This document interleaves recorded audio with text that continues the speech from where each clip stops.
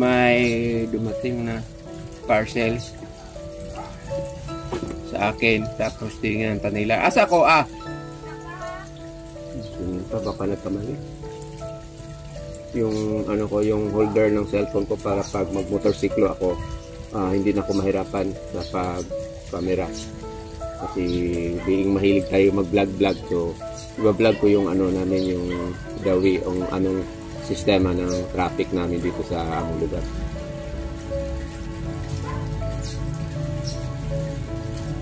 Luya akong karton, gwapo imo. So ito yung ano. Kana may kaayan. Nakani ako. So ito yung i-unbox naman ako ni. I-unbox na sulod.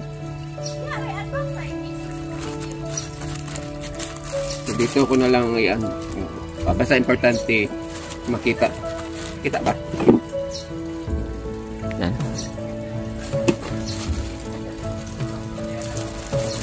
I-atras ko na ko camera are. Camera ba? I-atras ko.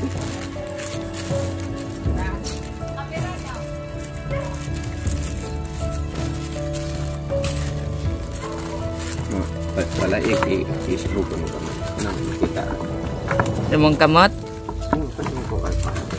Hindi ko layo kayo. Tara. Na. Ito na yung parcel na sinabi ko sa inyo. Na sinabi ko na. Yan. So, try natin kung anong itsura.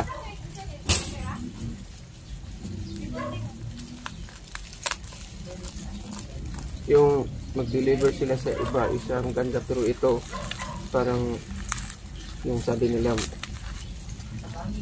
saka ni itsura ni ron. Kita ras kanila? Ang kita raman? Yayo pa, kung isa ka nipulot, kinuha po ka niyo. Kamay bang kayo? Napara pa gunita ng mga kuko.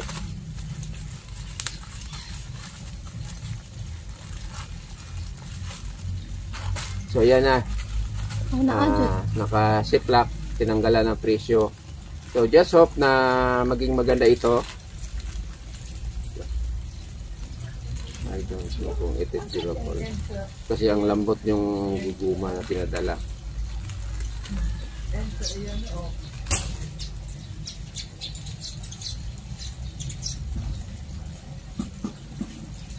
The quality of the plastic parang shiny. So I think this is nga it is a brittle. So kailangan na alalayan mo yung cellphone mo, or hindi ka pwede dito magamit na magpabilis na magtakbo. I just lang, yung sa akin lang. So ito na yung na open na namin. I-check ko pa lang kung kompleto ba ito. So it's very cheap compare before. Galit to sumisi? Kana pa, okay ra? Ikatot ako sa camera. Ikatra ni mo? To be continued, guys. To be continued, gagamitin ko na ito sa i-assemble ko, tapos gagamitin ko na.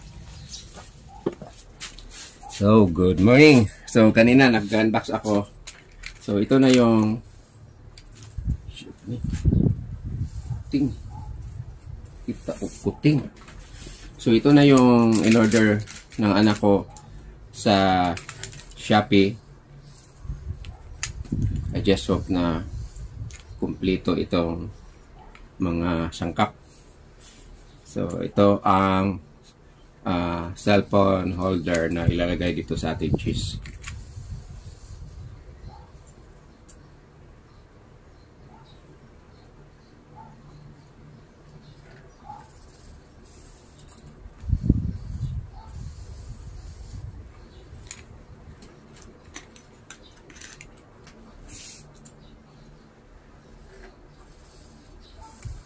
So, hindi ko alam kung paano ito i-assemble. So, mapasol na ako dito. Mag-experiment. So, ito yung itsura. Nakasaharap ako ng salamin. So, kailangan kong i-adjust. So, ito na yung camera. So, this is the first testing. So, dito lang ako sa malapit. Kasi itong mounting ngayon is nakalagay na dito sa dibdib ko. Tapos isa ang pole adjustment na siya paangat. So try ko na lang kung anong itsura niya with this situation now. Kasi may adjustment siya pababa, yung ipadoko yung camera. Tapos paangat is wala na siyang adjustment.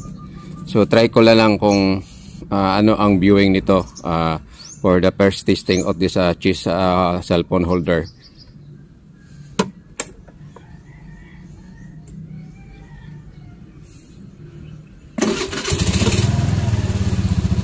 So naka wide angle siya.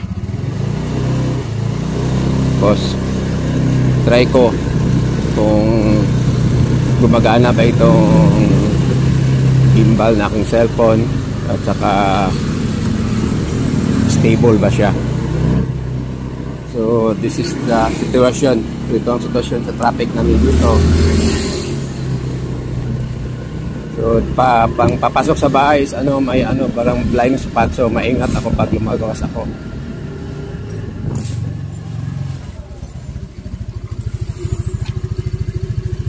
So ito ang first testing ko, parang mali yata pagkakabit ko kasi yung cellphone nasa baba, nakatutok sa baba. So i-off ko muna ito. So this is the first testing. So this is the second attempt of testing my ito yung problema sa stand ko, madaling mag-release.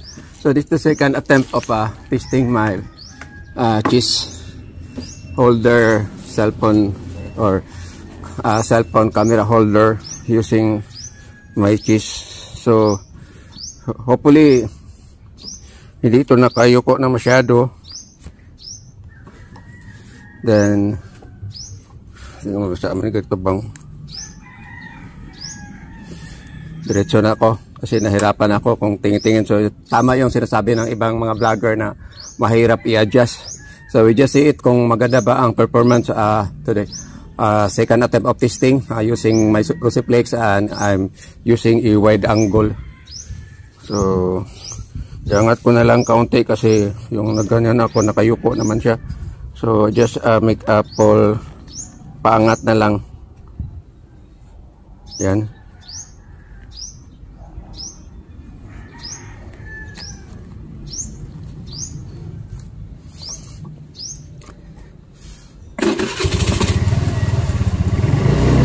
So dito naman ako banda sa kabilang daan, magdaan. So just hope na hindi pa ito naka-record na ba? So it is playing na. So kailangang higpitan mo siguro ito, it's only made of garter. Kaya minsan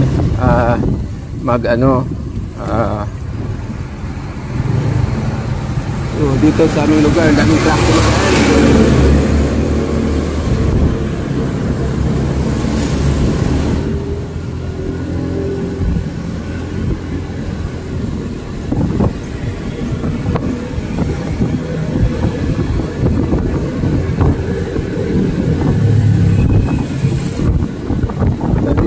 Attempt. So nagigets ko pa lang dito, napifail ko pa lang na parang nag-alog-alog itong cellphone ko kasi hindi man ito masyadong magaan. Ito sa mabigat yung cellphone ko.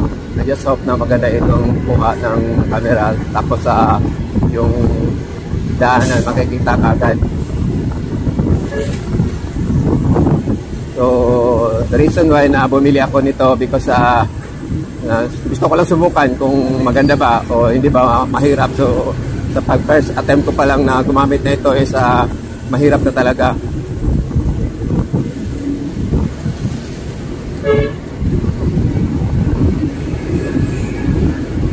Kaya ginanito ko kasi para ma-adjust ko kung anong angle ang gagamitin ko habang nagmamaneho ako.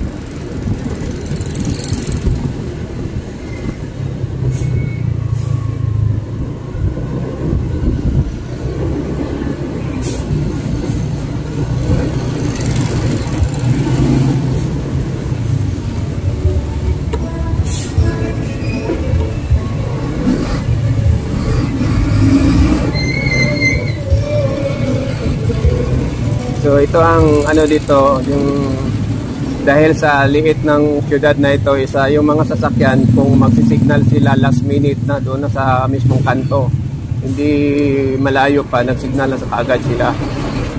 So yan ang yung mga motorista na hindi taga rito, isa pag pumunta kayo dito, huwag kayong mabigla na yung mga motor or mga passenger vehicle dito minsan hindi magsisignal, diretso na sila liko or last minute na sila magliliko.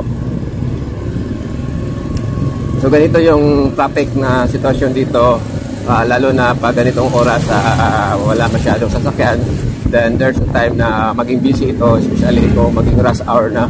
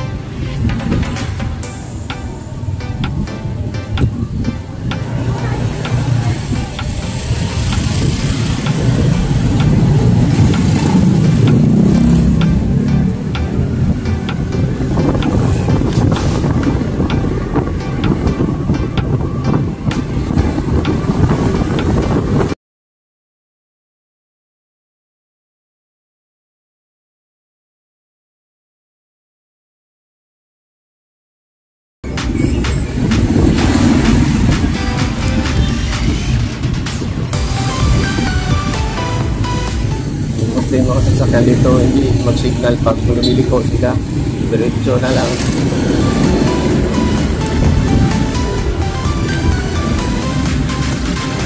So ito na, this is National Highway going to Valencia, doon sa Pondolog.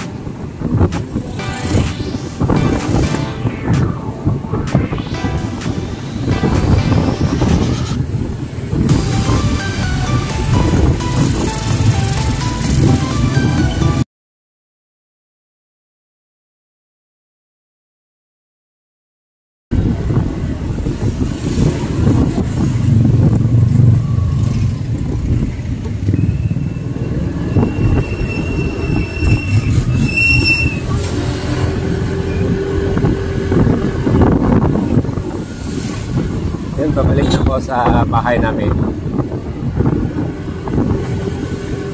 So just hope na maganda po kasi mas maganda sana pag makakita ka ng monitor kung saan nakatutok yung camera mo. Yung ganito isa parang nagpasol kung okay ba yung kuha kung saan nakatutok yung camera.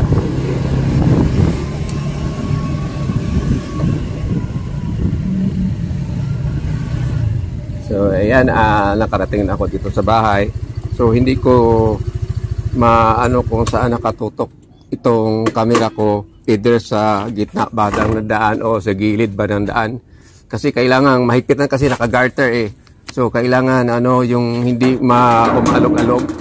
So stop ko muna. So ito na yung parang okay naman yung pag-testing ko kanina, yung first attempt ko, mali yung pagkalagay ko dito. So ito yung kanina, something nabaliktad ko nandun sa taas, so sobrang mataas yung cellphone kaya naka-down siya. So ito may adjustment na. So ito ang nakuha ko kanina na okay na siya. Pero kung tignan mo dito sa taas yung mounting, tapos diretso mo nakaliko siya ng kaunti dito. So i-try ko lang ulit this pag magsundo ako ng anak ko. So at least maganda itong holder because kung hihigpitan mo lang, hindi man siya umalog-alog. Makikita naman niyo yung resulta ng video na hindi nagba-vibrate yung kuha, malinaw yung kuha ng camera.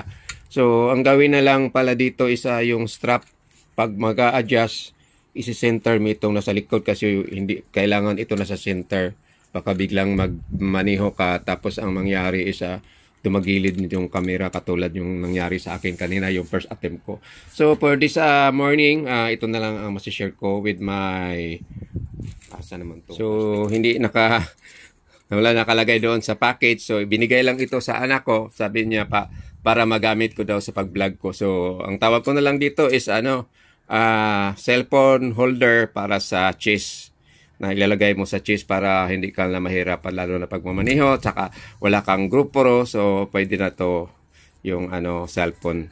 So okay naman, malinaw naman ang kuha. So again, maraming salamat sa panonood. Hopefully makatulong ito sa inyo, yung mga mahilig na magkaroon ng ganito katulad ko. Natutuwa ako, binigyan ako sa anak ko ng ganito na gamit. Hopefully magamit ko ito palagi. So maraming salamat again. God bless you all. Good morning.